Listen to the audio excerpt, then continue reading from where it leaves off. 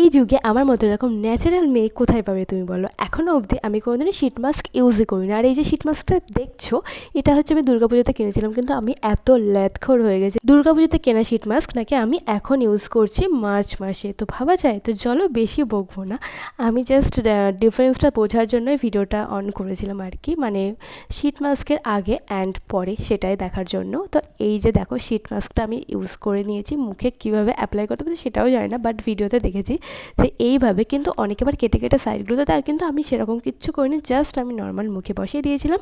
তারপরে দেখলাম ওর ভিতরে অনেকটা সিরাম ছিল, সেই সিরামগুলো আমি গলাতে অ্যাপ্লাই করে নিয়েছি, কারণ জিনিস নষ্ট করতে বড্ড গায়ে লাগে। 80 টাকা দিয়ে কিনেছিলাম আমি এটা। তো যাই হোক, অনেকক্ষণ রেখে দিয়েছিলাম, প্রায় 15 মিনিট রেখেছিলাম আমি। তারপরে এই যে তুললাম, তোলার পরে আমি কিছু তো বুঝতে পারিনি, বাট একটা ডিফারেন্স আমি দেখেছি, কারণ মুখটা একদম রিফ্রেশিং লাগছিল, বেশ ফ্রেশ লাগছিল, আর যেটা আমার ভীষণ ভালো লেগেছে। দেখতেই পাচ্ছ তোমরা ভিডিওতে, একটু তো চেঞ্জ হয়েছে।